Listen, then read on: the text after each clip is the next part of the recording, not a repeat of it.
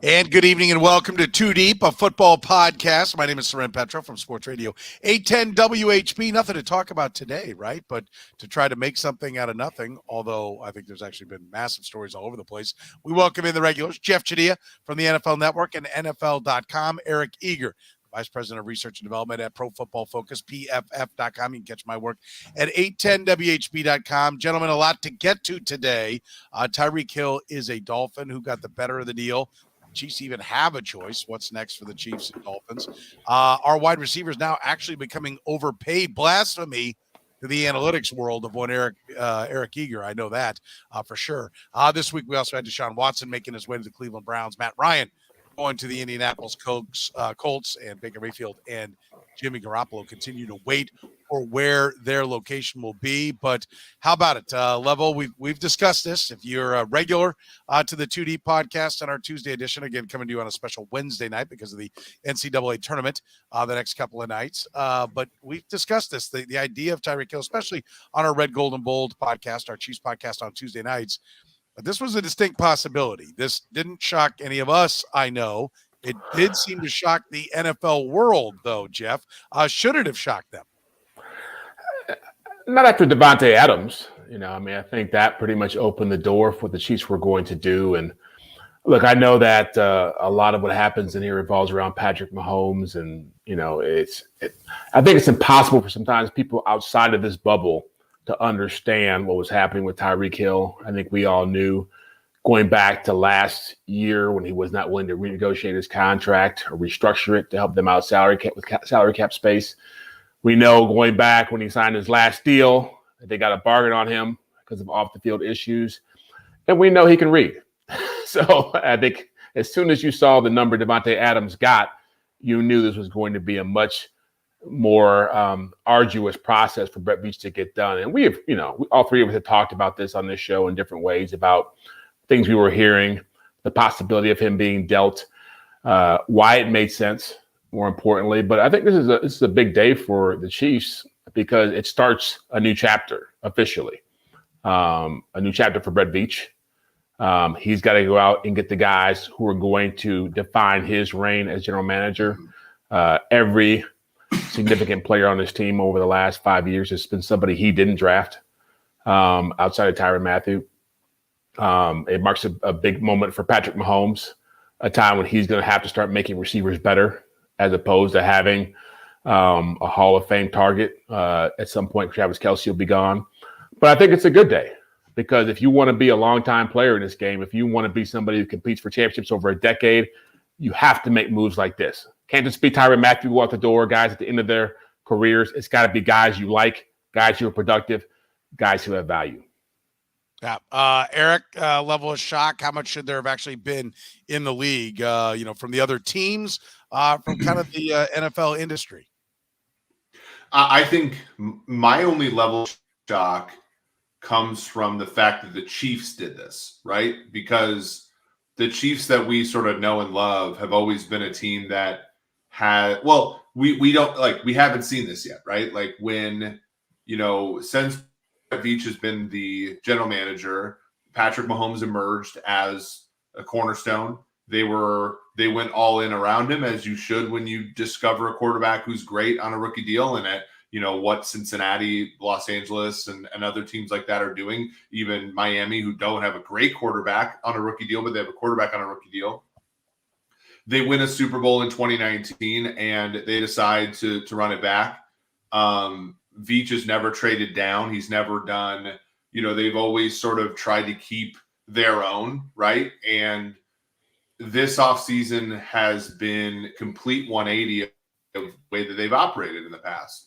And, if it wasn't Brett Veach, like if it was just a normal general manager, like an average general manager, and you're like, hey, does this make sense? It absolutely makes sense. The Packers literally just did it.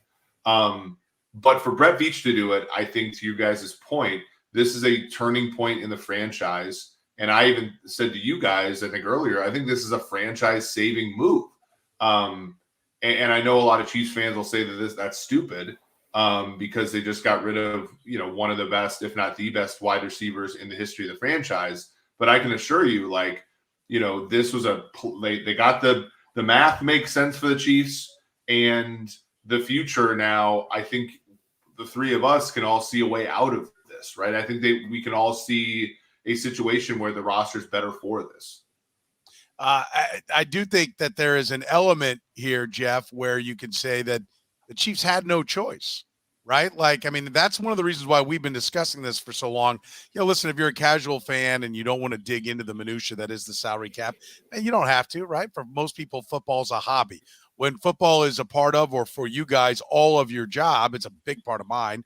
You know, you really better understand how the salary cap works. And when you understand how it works, you recognize that something had to give, right? Whether it was a Tyreek Hill trade, and you mentioned, Jeff, us hearing things, we were hearing those things as well because the Chiefs knew it. The NFL knew that this was something was going to have to happen. Either they were going to bury themselves really bad moving forward, or this was a year as Patrick Mahomes started to get more expensive after they rolled a couple back that they were really going to have to look at a different way. And what I think makes this a really impressive deal for the Chiefs is I think you had to look at this. And once, you know, and word was on the street about Tyreek Hill wanting to be the highest paid receiver. And when Devontae Adams reset the market at 28, that meant you're looking at 28 and a half, 29, 30 million. And that was a number that was going to be really hard for the Chiefs to stomach. What's so impressive to me are 5 draft picks, 2 of them in the top 50 from a team that, you know, everybody knew had to make a deal. Like, you know, you could either call them lucky. I don't like doing that because when somebody sucks, I don't want to be able to just call them unlucky, right? I want to say they sucked. And so when somebody does something well, I think you commend them. And I think when the whole league had an idea that you needed to do something like this to get the package that the Chiefs got. Now, we'll see what they do with the picks later. But to get the package, that's pretty damn impressive. It is, and it's also further proof of what we've been talking about for the last few weeks because you just don't throw a deal like this together in a matter of hours. It's not like they just went out there and said, Tyreek Hill is available, and all of a sudden people are like, hey, we got 4 for 120, and we got all these picks. People have had time to put these kinds of packages together, which means there have been discussions about this being a possibility.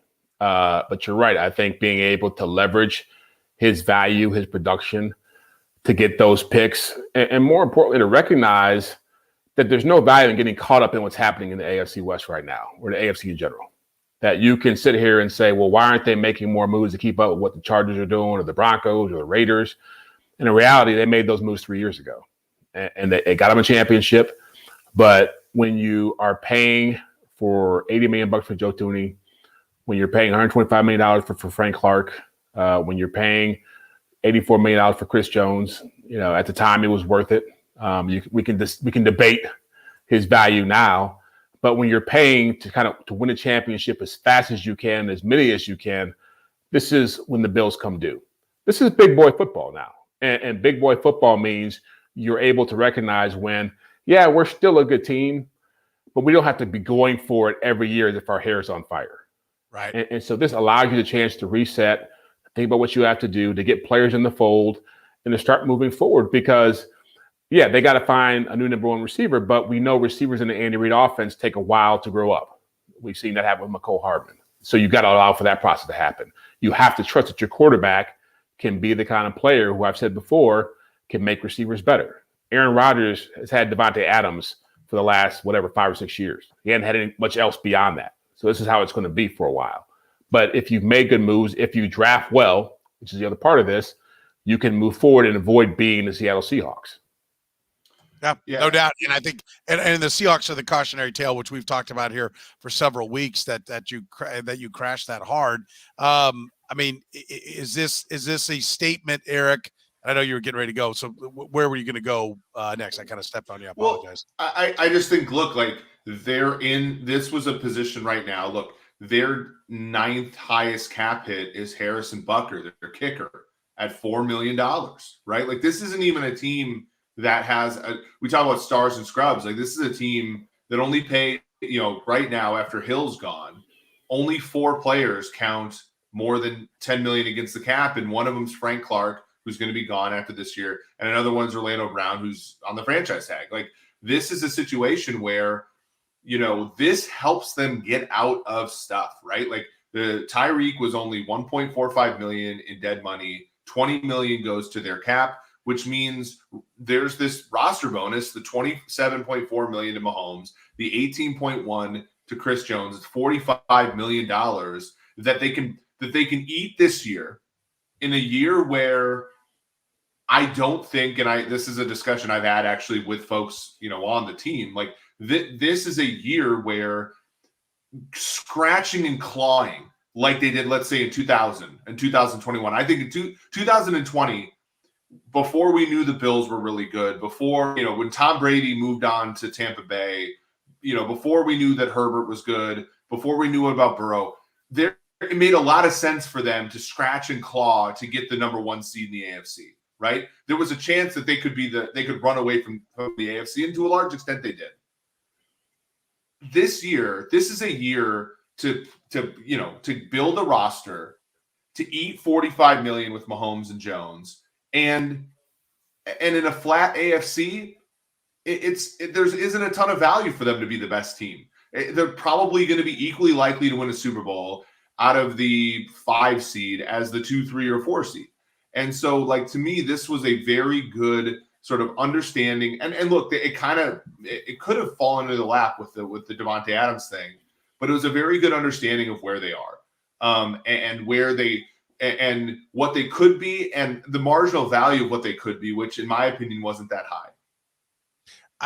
Yeah. How about what they got, Jeff? Like, a first, a second, 2 fourths, and a sixth. I mean, is that, could you have expected any better? I know when the early rumors started coming out this morning that, the Jets are involved. People were talking about number 4 and number 10.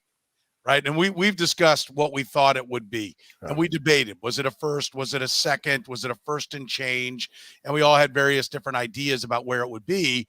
But I don't think 4 and 10 were ever a possibility. Right. Like, not one of them. The Jets, I've been told, never discussed the first round pick. It was going to be the 2 seconds from the Jets, and I think a third, and the Chiefs are going to have to give back a 4th or a 5th if that came back with Tyreek Hill to get this deal done. But overall, the haul that they got, I think not only is impressive, as I mentioned earlier about the fact that teams knew they had to make a move, but they need quantity. They need not just quality, but quantity of young, athletic, cheap players.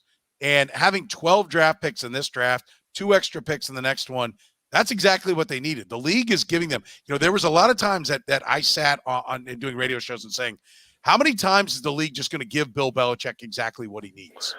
Right. And you're like, Why are you doing this? Why are you making these trades with the Patriots? Why are you overpaying for their guys that are just system players? Why are you cutting guys that have ability that he's going to grab and plug right in? This kind of feels like that's what, and we know why the Dolphins did it. And I want to talk about the Dolphins side as well, but that kind of feels like, that's what's going on here. The Chiefs need quantity of picks, and the Dolphins just made it happen for them. Yeah, I think you go back to the combine, and Brett Veach spoke there about, really gushed about the depth in this year's draft class. At a number of positions, from edge rusher to offensive line to receiver. So, it works well with what he was saying then, that this is a draft you want to have a lot of picks in.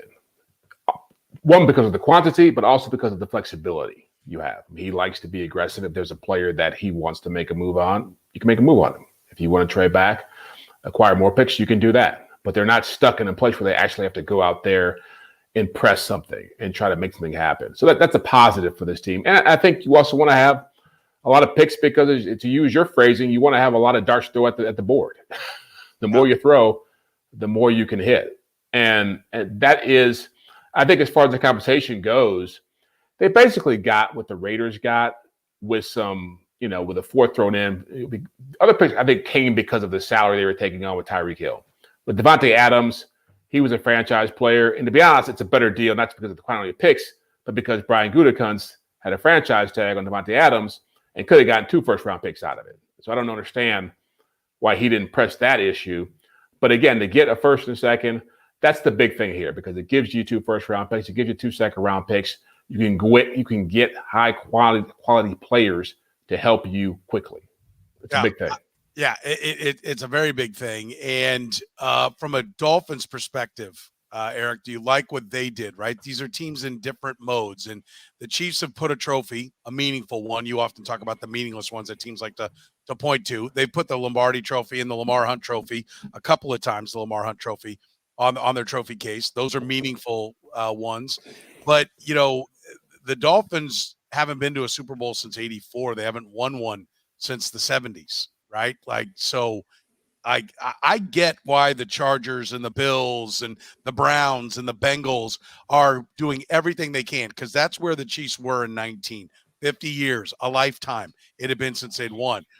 I'm interested because I want to talk about the Chiefs zigging when everybody else is zagging right now. But first of all, from the Dolphins standpoint, do you like the move for what they did? Or I was on in Seattle just a little bit ago, and one of the guys there said the Chiefs fleeced the Dolphins.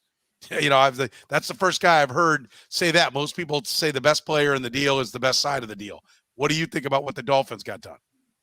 Yeah, I mean, I think to come up with, to talk about what Jeff just talked about with the draft picks, it's not just the draft picks, right? It's the compensation too that you have to give to Tyreek Hill, which is 4 years, $120 million. To me, that counts as another first round pick. We've been educated, over the last year or so. This Stephon Gilmore goes to the Panthers, 6th round pick, because the Panthers take on all of his money, and the Denver Broncos get a 2nd and 3rd for Von Miller because they eat all of his money, right? So the money that it's going to cost to acquire the veteran player factors into the compensation, and that's why when I think a lot of people were like, oh, they only got the 29th pick, they only got a 2nd round pick and 2 fourths and it's like, yeah, I mean, at the Buffalo Bills, I know Stephon Diggs is not quite as good as Hill, but he was younger, 3 years younger. The Bills gave up a 1st and I believe a 4th and a 5th and a 7th, if I'm not mistaken. And they actually, I mean, Diggs' contract was much more friendly than Tyreek Hill's is, right? So to me, I agree. I think the Dolphins paid too much. Now, again, the issue is, when you have a quarterback on a rookie deal, there's almost nothing you can do to strap yourself financially, right? In essence, and I joked about this on the internet today. I said, look, they're going to find out about Tua very fast. And for people like me who already believe Tua is not that good, they're going to find out about the next guy really freaking fast. And the next guy is going to be cheap.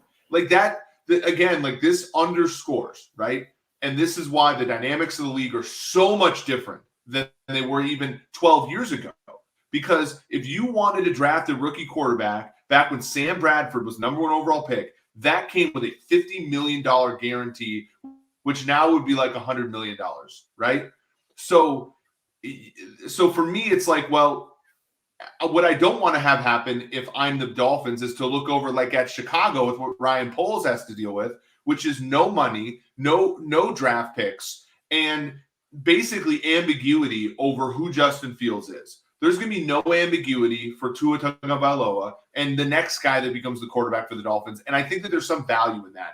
The hard part is this is a team that has gone 10-6 and 9-8 the last 2 years. They have a new head coach, and Greer, their GM, has they tanked 2 years ago. And so I can see why they don't want to look at the landscape of the AFC, where they're one of the worst teams, let's be honest, and they're not a bad team. They're just one of the worst teams in the AFC. There's a difference there, right? And say, well, let's hit the restart button. They're trying to compete, and this is the best way they can compete, right? They can't move on from Tua, and so this is the best way to try to get Tua some success, try to get Mike McDaniel some success early on. So, look, sometimes I think the Chiefs got the better of this trade, but I can't really fault the Dolphins for doing what they're doing. It's what you have to do when you're in this situation for them. Jeff, I think it's twofold as well. I agree with everything Eric's saying there. Is number one, you're going to crap or get off the pot with Tua right now, right? When you've got Tyreek Hill, Jalen Waddle, even Devontae Parker's when healthy, which isn't often, but when healthy, is a decent receiver. They signed Cedric Wilson from the Cowboys as well, who I think is a solid wide receiver. Mike Gesicki they kept, so they've got a solid tight end. Taron Armstead was signed to play left tackle, and they're expected to draft offensive line in this as well. That was kind of what the Chiefs did with Patrick Mahomes, was they made sure everything was there. Everybody now, revisionist history will say he was a sure thing. Yeah. There were many people that said this was a bust in waiting when he went at number 10. But what the Chiefs did do was they overpaid for Sammy Watkins. right? Like a guy who hadn't been near as good as Tyreek Hill.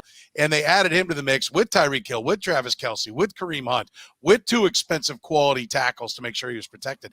So I do love the fact that if Tua sucks this year or is just okay, the jury's in. You know what you got. And if he does, you can eject and either go try to draft another quarterback, which is I know what Eric would say you have to do, or you can pivot and be the next Denver Broncos, right? Russell Wilson and Aaron Rodgers were both looking long and hard at the Broncos because they seem to have all the pieces in place where if you were a quarterback, you could step in there and win right away. And so to me, they got like 3 options here. Tua works out, they draft another quarterback, and they've got everything ready for him, or they can go get a veteran, right? I think they overpaid for Tyreek Hill, but I think that's what you do sometimes to finish off a team. I think this can work really well for the Dolphins. Yeah, that's exactly right. And really, the climate around quarterbacks have changed, not just because of the money involved in paying first-round picks now, but it's because people are so willing to eject. You know, I mean, so we've seen, if you had told me 5 years ago that you would see people like Matthew Stafford and Matt Ryan and Tom Brady, Russell Wilson playing on different teams, I would have laughed at you.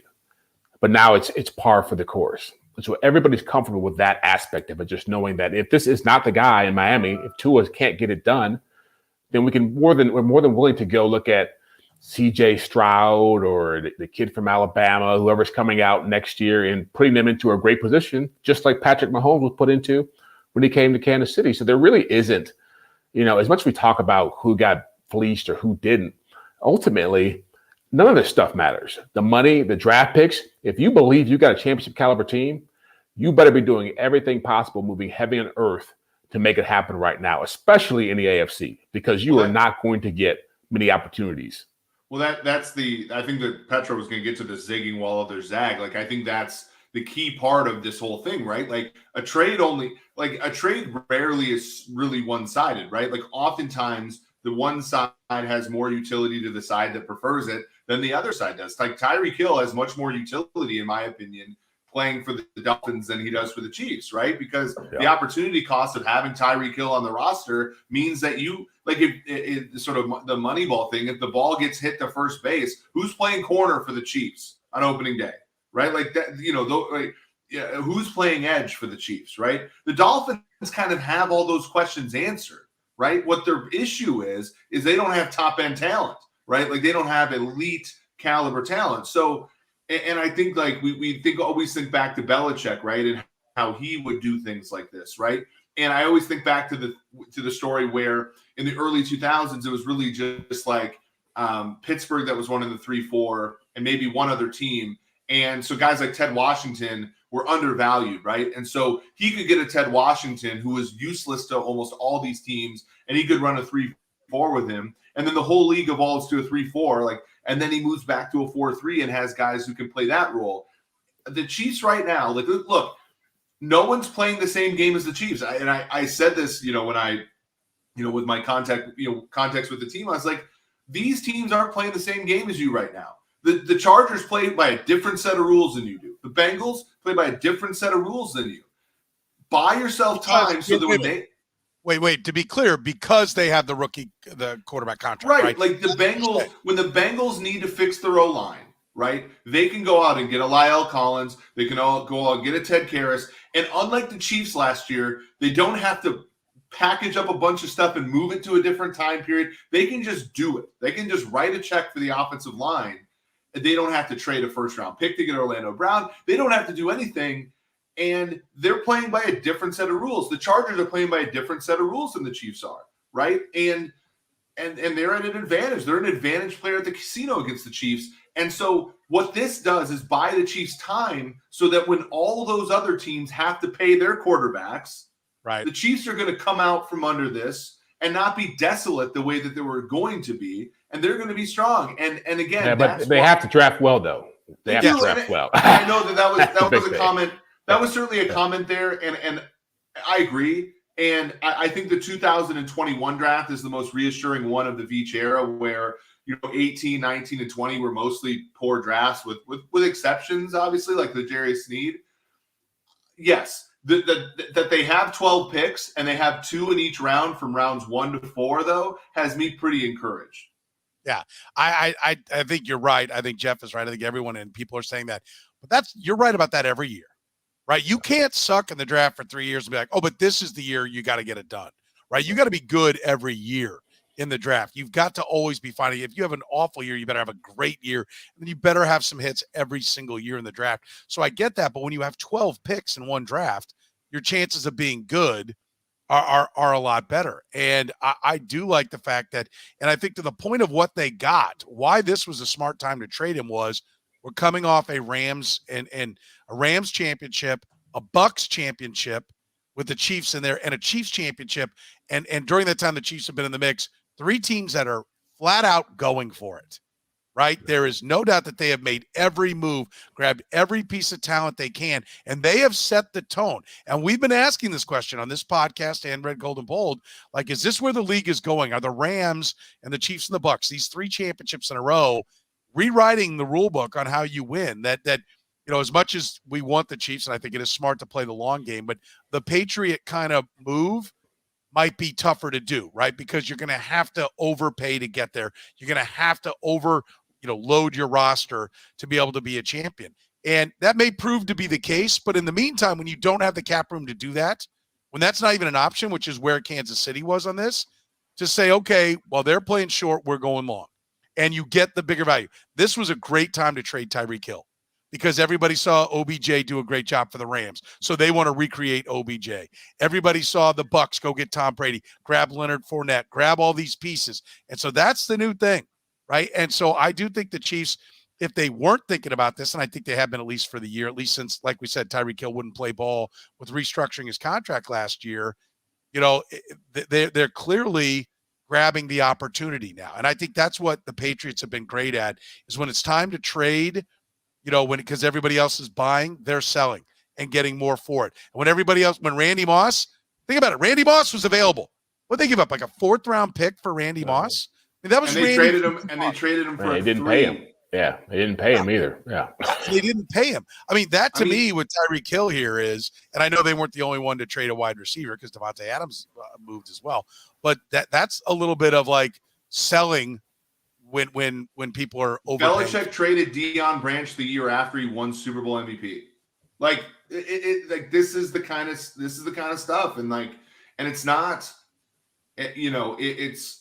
it's just the way, like, they don't have – and look, in my opinion, I think going all in to win one particular Super Bowl is not necessarily a sound move, right? But we're all at the casino, right? We've all played blackjack before where a guy hits on a 17 and gets a 4, right?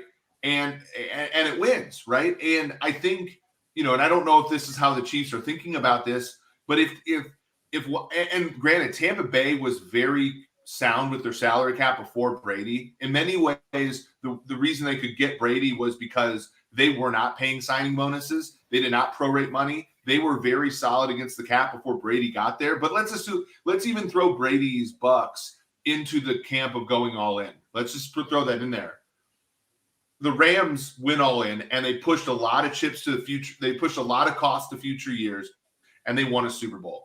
That, in my opinion, is not the optimal way to play football, and I think a lot of people believe that. But that doesn't mean it's not going to win, right? There are non-optimal strategies that work all the time, right? And so what you want to do if you're going to be a smart team is to take advantage of the teams that chase after the luck, right? If the smart thing to do in football is to build your roster for a long term around a great quarterback, and everybody else is saying, well, actually, you can just kind of go all in for 1 year and win a Super Bowl, then take advantage of that, right? And I think that is kind of what's happening here. Yeah, and look, I think we all recognize that the AFC is obviously loaded at quarterback, but it's really more important about the timetable for those quarterbacks, for the Joe Burrows, the Justin Herberts. Josh Allen is coming up to the last year of his deal. Josh Allen's got 2 years left. Lamar Jackson's in the last year, right? No, they're both in the last year, right? Before his 5th year, right? Yeah, before their 5th year, before they become expensive. And so, yes, you're talking about 2 or 3 years here where the Chiefs have to deal with teams that have that ability to go out and make those kind of moves. And let's be honest, they did the same thing with Mahomes, right? They were in a situation, they had a young quarterback, they went for it, they got the championship, great. But yeah, it's the new way of playing football. We've gone through so many comments here. Somebody said it on this comment list about just how you have to approach it nowadays. And it doesn't matter having a 5-year plan anymore. It doesn't matter having a 10-year plan anymore. The reality with the Patriots is that they didn't plan on having a dynasty. They didn't go into it saying we're going to win 6 championships in 20 years based on how we go about this. They just had a very strong belief that you don't pay a lot of money for what was considered premium positions. We're still considered premium positions. Didn't pay big money for left tackle. Don't pay big money for defensive ends. Don't pay big money for receivers. And you can always keep your budget going. Most teams aren't willing to do that. And in fact, the teams that have drafted well in this last 2 or 3 years have been punished for that now. Dallas being one of them. The Ravens about to be one of them. Those teams, they don't win a championship this year. It's a painful process because those teams have drafted really well and done a great job of building a roster. But unless you win a championship, it doesn't mean anything. Yeah, Jeff, you bring up a great point because, like, for example, one of the reasons the Rams might be, they're not great in the future, but one of the reasons they might be okay moving forward is their lack of high draft picks, right? Means that fewer of their, young players come up for contract. It's exactly what you said, whereas Dallas hit on a bunch of really good players for a while and now are dealing with those issues, right? Because they extended sort of all of them, the Jalen Smiths and the Zeke Elliott's being the 2 contracts that seem to hurt them the most right now. And it's exactly what you're saying. It's the key part, and this is why this offseason, and I know we don't want to turn this completely into a Chiefs podcast, but this is why moving on from Matthew, moving on from Hill has been different for this Chiefs regime and encouraging, not because we don't like those players, but just because it's going to be hard for them to compete if they can't say no. Yeah, but I do want to point out one difference. There is a difference between Matthew and Hill. Matthew is going to leave and maybe be part of some compensation package that results in a 3rd-round draft pick, right, with whoever else they lose. Now, let's see who they sign. We're going to come out from under the window, and so they're probably going to lose Matthew as a starter, and that's going to bring him a good return. And so they'll probably pick up an extra draft pick next year, which is something that the Patriots always do. They're always a team. It's like, my God, they got an extra 3rd, an extra 4th, an extra 5th in the compensation equation, and I think that'll come up. But let's be clear. Tyreek Hill isn't walking. They're getting 5 picks, right? And I think that's the difference to the Cowboys. Like you talk about the penalty for the Cowboys. The mistake that the Cowboys made was not dealing, obviously, Zeke Elliott. And I think everybody's come around to being hip on the running backs. But, maybe it's like you keep Tyron Smith, but you move the guard, right? Like they kept everybody. It was very much a Carl Peterson approach, and I'm a fan of Carl Peterson's, and he did a lot more right than he did wrong. But one of the things he loved was, Will Shields was a great draft pick. Will Shields was never leaving the Kansas City, right? Brian Waters was a great find off the street, as a free agent, and he was worth every penny. But you already had Will Shields at one guard, and he's paying Brian Waters. Man, he loved those Eric Eager trophies. Like, look, we got the best guy here. He wasn't going to trade Tony Gonzalez. Like the thing that I think is smart here, and where Brett Veach has maybe learned from other GMs' mistakes is. This is where I think you want to be. A year out, you're either signing on and part of the solution, or you're now part of the problem, and I'm going to spin you for picks. And I think that's where, when you hadn't won the championship, okay, you keep Chris Jones. But I think if Chris Jones is coming up now, the way he came up, going into the championship year, Chris Jones is traded because they tried to lock him up that year, and he said, I want Aaron Donald money.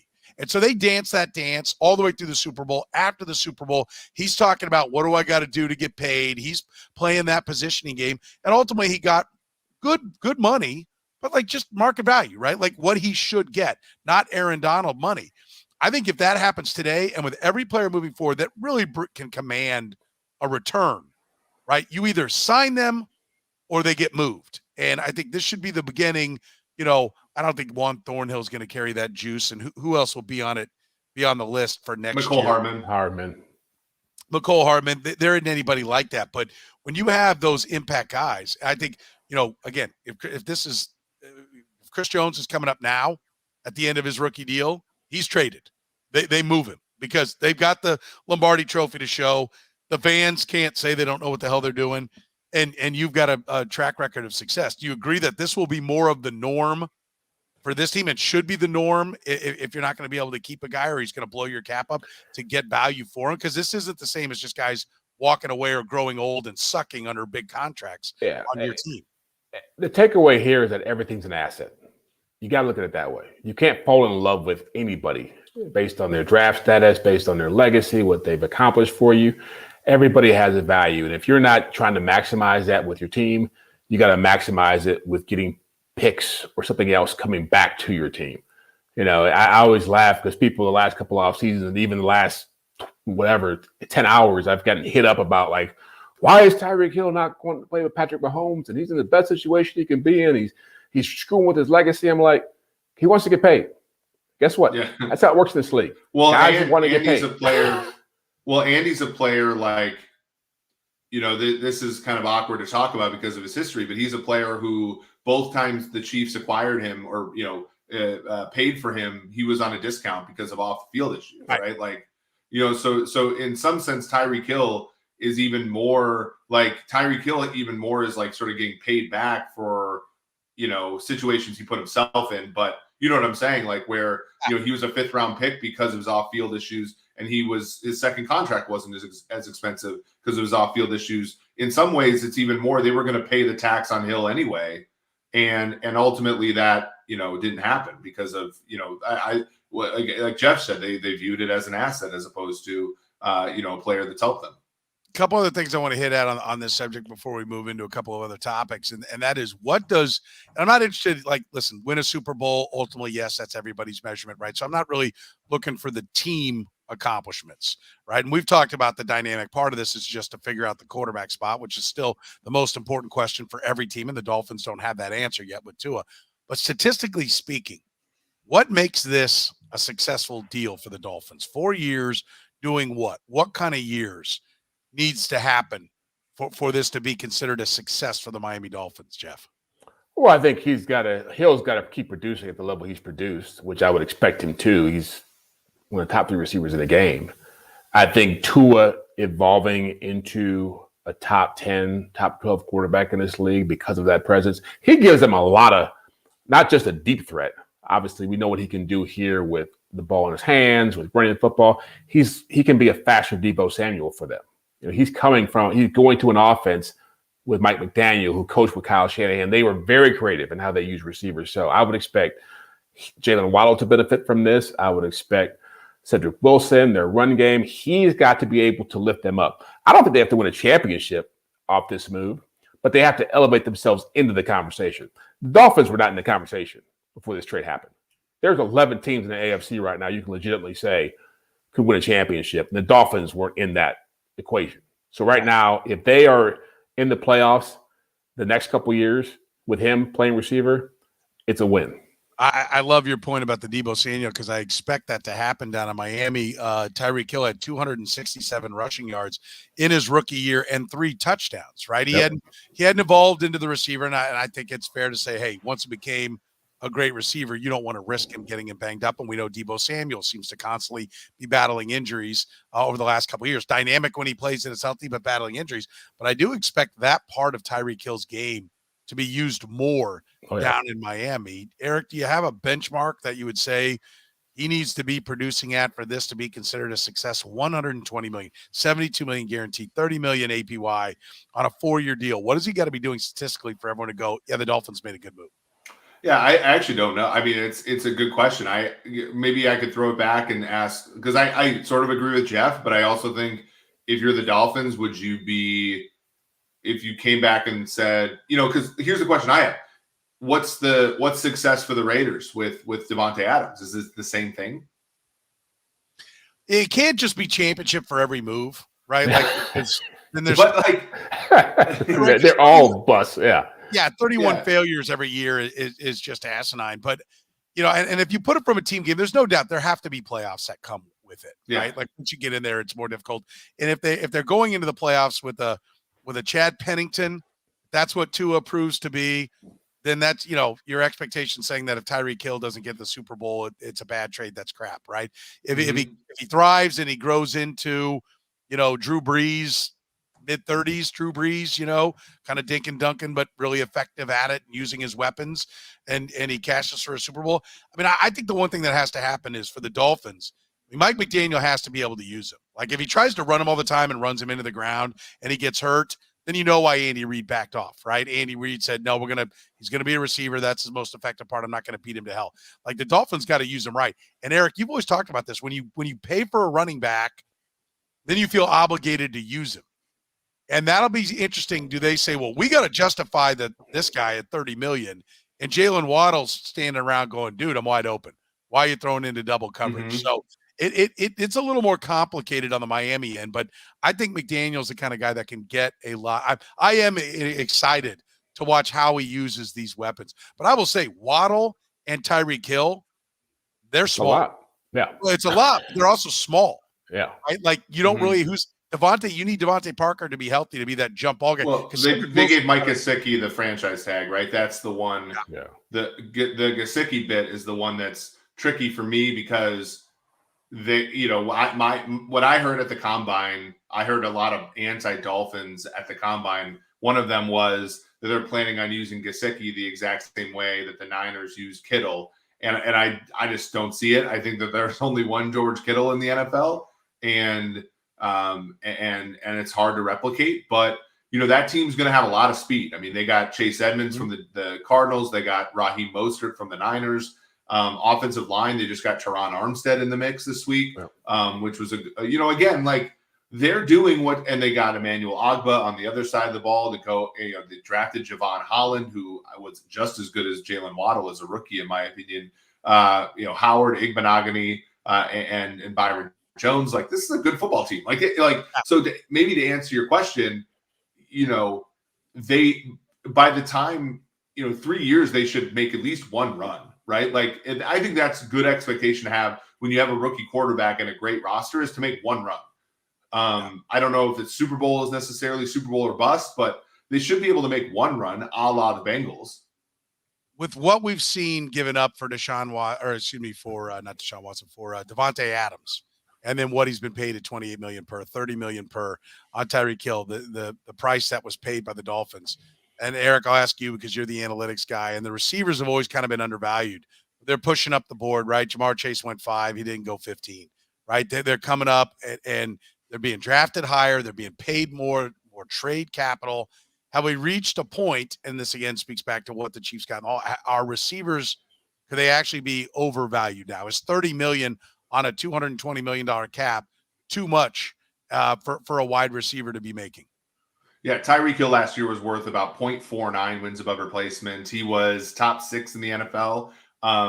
Cooper Kupp, which this is a little misleading because I include playoffs, but he and Davante Adams were about 0.78, right? A good rule of thumb is every win above replacement for a non-quarterback is worth about $50 million to the cap. So Tyreek, if you put him at, let's round up to half a win, then he's, per year, probably $25 million. So, it's that kind of in that sweet spot where at $22 million, he would have been fine. Like, as far as a surplus value, at 30, he's below surplus. He's a negative surplus value. Like, that's, and if you can assume that Cooper Kupp and Davante Adams produce almost 4/5 of a win every single year, then you can maybe make the case that 30 million makes sense. But, like, from the most part, there's some oscillation there. So, I think the top end guys are all worth about a half a win above replacement, which if you sort of look, 38 points is a win. So, you divide that by 17, that's, so it's, I would say that the market's starting to equilibrate a little higher than maybe the numbers would suggest they're worth. Yeah. Jeff, a second-round pick for Davante Adams, fifth-round pick for Tyreek Hill, a second-round pick for DK Metcalf. I mentioned being on in Seattle, and they were talking. There's trade talk about DK Metcalf there.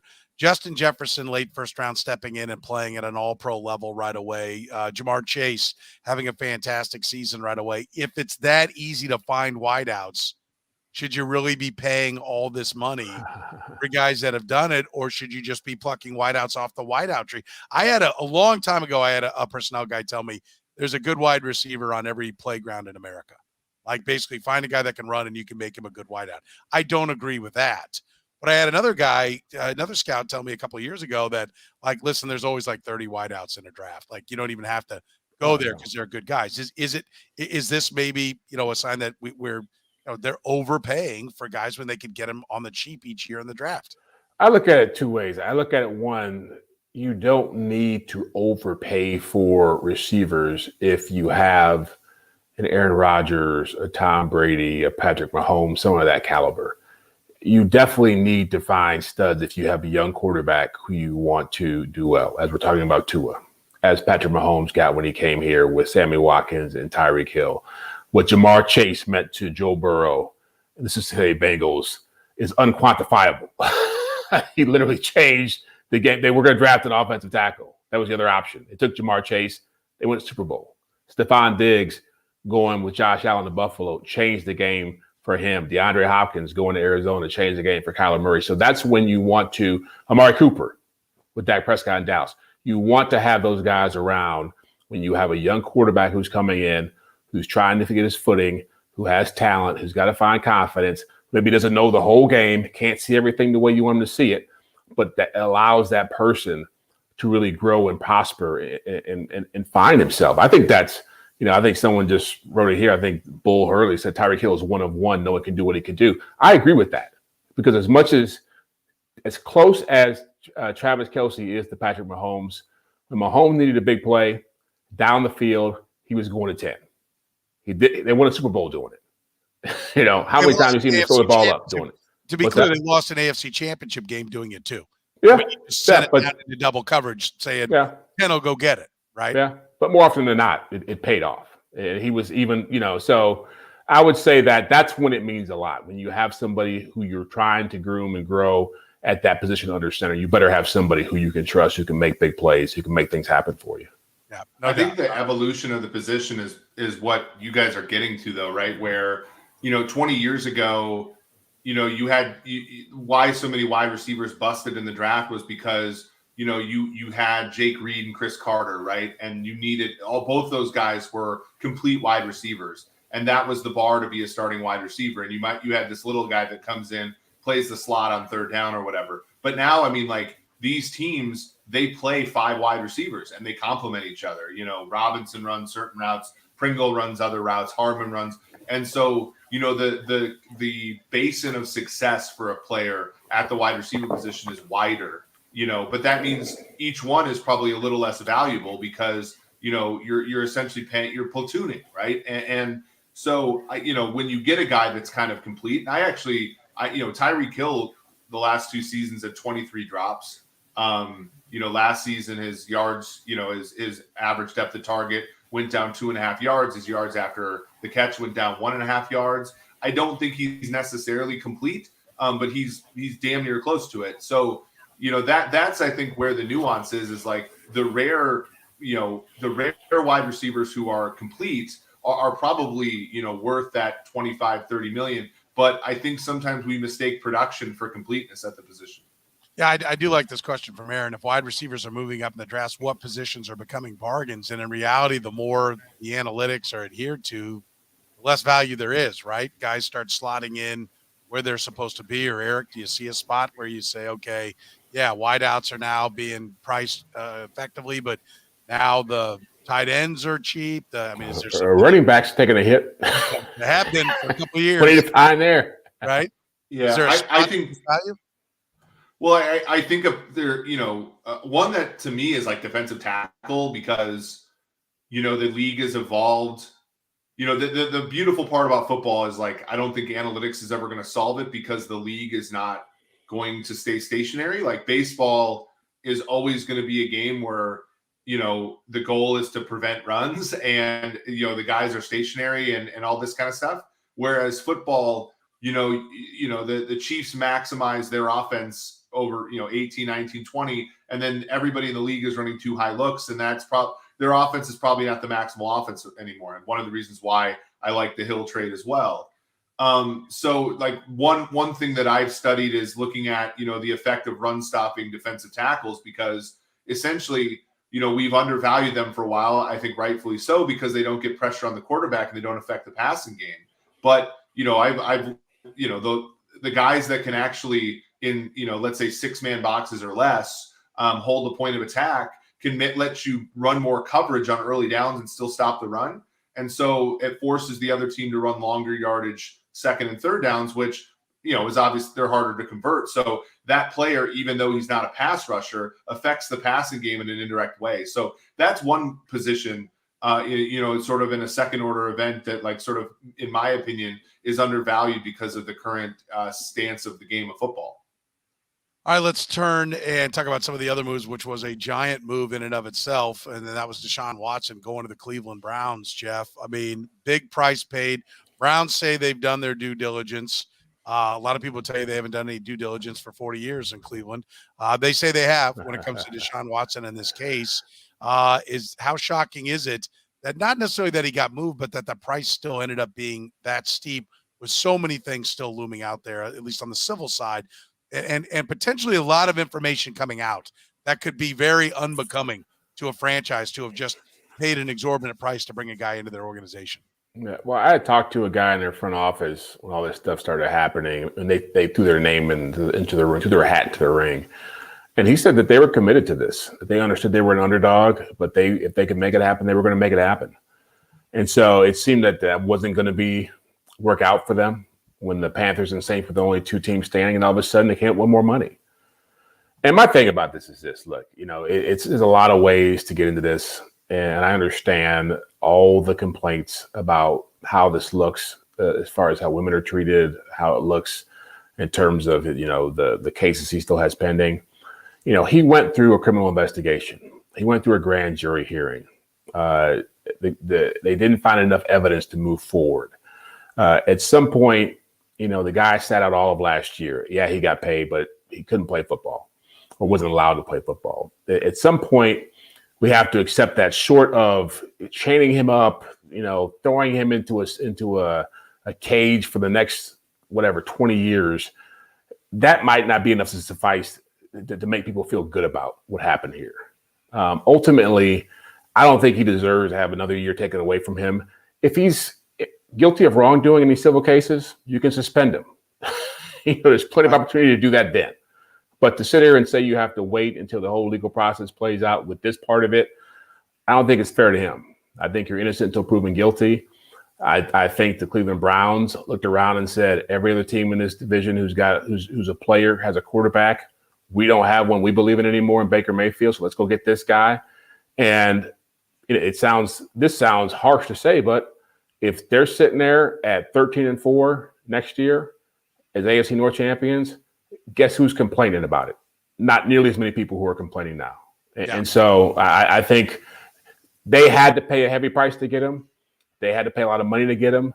But as someone told me, another front office guy said, this guy had been on teams that had great rosters, didn't have the quarterback, didn't go anywhere. He was on teams that had great quarterbacks, didn't have as good of a roster. They went a lot farther. You go farther when you have guys like DeShaun Watson playing for you. Yeah. The deal, is it going to ultimately, listen, I remember talking with folks in the Chiefs front office, again, before Patrick Mahomes had ever played a game, even held a clipboard for a game. I said, you paid a big price. Some people are critical of it. They said, if we're right, no one will ever even remember what we traded. And I think there's an element of that at play here. Eric, will they be proven right? Is DeShaun Watson plus the Cleveland Browns a winning combination, or is anybody who goes there ultimately going to end up being booed out of town because they won't do the right things around him? Yeah, I agree with Jeff. By the way, I think that the hardest part about this is the way that the league handled it. Right, calling it a sweepstakes was of bad taste. The dollar or the $1 million salary in 2022 was really bad taste by the Browns. Now I don't know what you can do to prevent it. But you can't have him sit here in perpetuity forever, right? At some point he's gonna come back in the league. And I don't understand how the league wasn't ready for this, right? It all just sort of snuck up on us. And all of a sudden there are these teams that are clamoring over DeShaun Watson. That's a big one for me, and I think it alienated a lot of fans. But to Jeff's point, when he throws for 3 touchdowns against the Ravens, I think a lot of people are going to come back and forget, unfortunately, some of the stuff that he's alleged to do. as far as on the field, I mean, 2 years ago, he was the third most valuable player in the NFL on a team that was 4-12. You know, he is a fantastic quarterback. He can make plays with his legs. He doesn't have the strongest arm in the world, but he never lets that get in the way. He moves well, very smart, very cerebral.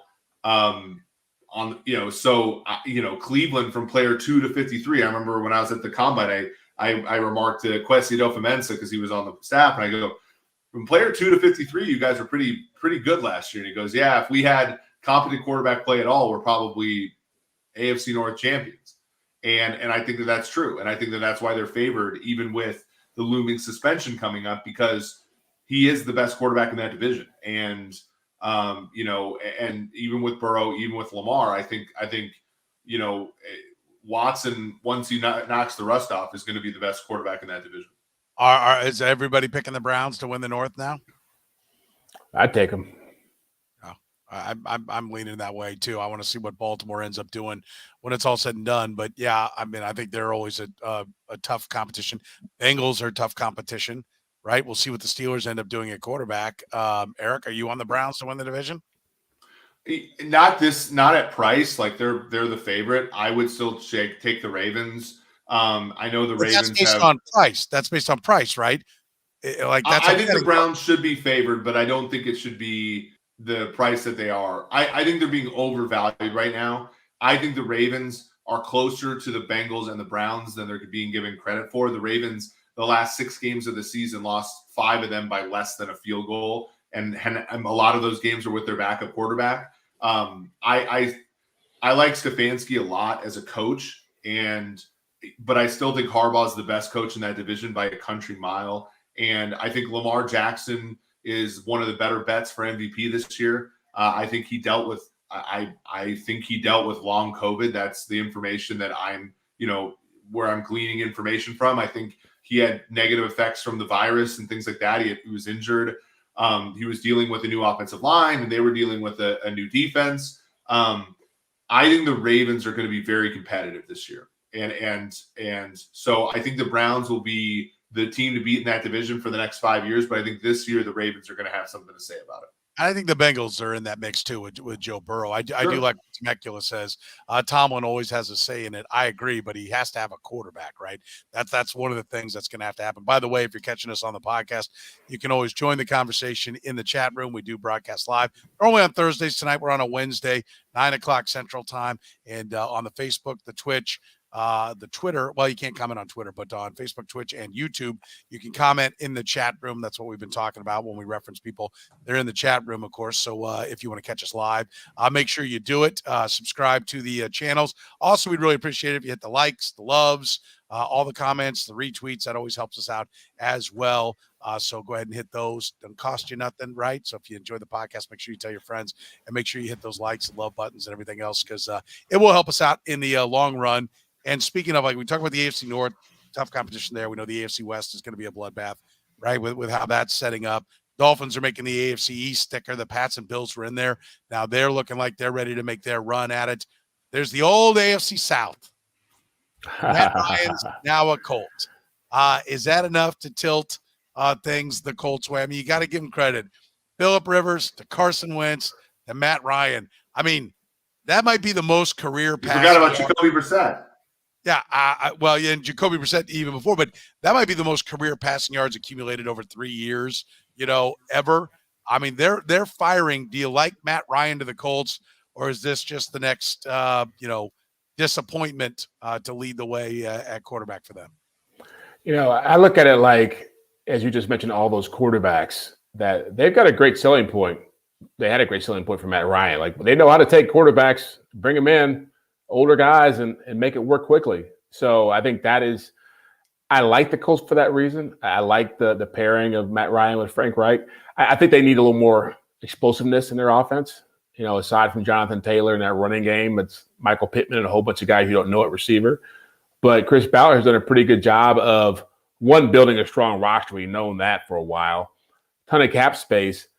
But I can also give him credit for being patient and writing this out and seeing what was left for him to take a look at, because we were talking about on the air on the NFL Network a couple of days ago about what happened to Jimmy Garoppolo's trade market. Well, it kind of, if you went back and started this offseason, you would have said, well, Tampa Bay's going to get your quarterback, Indy, Cleveland, Pittsburgh, all these teams. And once this musical chair started up, it would have been easy for Chris Ballard to just say, let me just grab somebody now and make it work. But he stayed the course. He found a quarterback who at 37, who I think still plays pretty good football for you. They didn't have hardly anything in Atlanta outside of Kyle Pitts and Cordarrelle Patterson, so I think he's still productive. And I think in a very sneaky way, he's given himself a nice opportunity to take one of those quarterbacks coming out next year who could be a better player for you long term. So I like what they've done. I think they get past Tennessee in the South and win the South. Like it, Eric? Yeah, I mean, Ballard is a Dorsey, Reed disciple, and when they were in, the issue that they've had over the past few years is they were never in a position to take a high quarterback. Since Andrew Luck retired, they've never been in that position, and some of it's their own doing, right? Trading Carson, first round pick for Carson Wentz is their doing. But it does, think back to, when the Chiefs in 2013 had the number 1 overall pick and there was no quarterback in that draft and they had to trade 2 seconds for Alex Smith, right? Alex Smith at that point in his career is probably where Matt Ryan is at his point, at this later stage in his career, right? I think Ryan has maybe a couple good years left in him, but I don't think he has the ceiling he had before when he was an MVP. So, and the Chiefs, when they had Alex in place, they were always looking. They were always looking every single year. It was always looking for that guy to be the elite quarterback to take them to the promised land. And maybe Matt Ryan is that guy for Ballard, right? If they go 11-6 this year and make the playoffs and they can't touch a quarterback in this draft, fine. If play another year with Matt Ryan, continue that sort of string. That requires Matt Ryan not to be cooked. And there were some games last year he looked pretty cooked, and so, like the Thursday night one against New England, when he can't set his feet, he can't make a throw anymore. But if they play to his strengths, much like they did to Phillip Rivers in 2020, I think he can be effective. Last question, Jeff. Are you hearing anything, or would you got a gut feeling on where Baker Mayfield or Jimmy Garoppolo land? Those seem to be the last two major quarterback pieces out there. Well, Baker, there's not really a market right now. I mean, it's going to be one of these things. You're going to have to wait and see what happens. I think eventually he'll land someplace. Part of this is timing. Part of this is his personality, his production. Part of it is that the Browns want too much for him. I mean, you're hearing that they want a first-round pick, which is ridiculous. I mean, he's at best, if Matt Ryan's going for a 3, he's going to end up being a 4. But I think once the Browns come down, there are places that make sense. Carolina makes sense because of Sam Darnold. They don't want to go down this road with another guy from that draft who was highly drafted and give up a whole bunch of picks for him. But he's not the answer there. And obviously Seattle with Drew Lock, they saying all the right things about him there. But Baker Mayfield would very much fit in with what they have going on. He's played better than Drew Lock. He's probably a better quarterback than Drew Lock is. But I think what you'll see is once teams get past the draft, make their moves there, you'll see a market there. But ultimately, his best course of action is to do what Mitch Trubisky did. It's to do what Ryan Tannehill did, go someplace, be a backup, learn some stuff, show humility, and find a way to become a starter again. If someone gets hurt or you just have a coach who likes you. And for Garoppolo, it's kind of a more complicated situation. I mean, the Niners want him gone. They can afford to keep him. But again, all those markets, all those teams, Bucks, Browns, Steelers, Colts, they got their quarterback. So he's going to be waiting too. You got a landing spot, Eric, for either one of them? I think Carolina and Seattle are the two, I think, classic ones that everybody's thinking of. Seattle, I think, is probably, the most likely team just because it doesn't seem like Carroll ever wants to hit the reset button on anything. So that would be maybe a possible guess. Carolina, they're going to run it back with Darnold. They might draft somebody. They look smitten with Kenny Pickett at his pro day. But those are the two that I'm thinking of right now. But it's murky for those guys. I mean, I think you might even be trending towards a situation where just to get Mayfield's 5th-year option off of the Browns books, they're going to have to attach a draft pick with him to go to a new team. Yeah. I guess now all that's left is for us to sit back, wait a week, and see what other talent ends up making its way to the AFC, right? Like that's what's left. Yeah, I don't know. It's a river of talent all making its way to the AFC. Again, we stream live. Usually Too Deep is on a Thursday night at 9. We're doing it every other week in the offseason. Next week we'll do Red, Gold, and Bold, our Chiefs podcast on Tuesday at 9 Central. Although I did see somebody suggest, I think it was Aaron, do both of them on Wednesday nights. It's easier for me to remember, I said. So I don't know. Maybe we'll kick that around. But just make sure you're following all three of us on the Twitter. We'll keep you abreast of what's going on, and we'll stay on top of everything going on in the league. Like I said, we've been talking about Tyreek Hill for a lot. As we hear it, we'll put it out to you. You'll get all the best information right here on the Too Deep of Football podcast. So for Jeff Chadiha from the NFL Network and NFL.com, Eric Eager from Pro Football Focus, my name is Soren Petro. You can catch my work at 810WHB.com. Thank you very much for joining us here on Too Deep.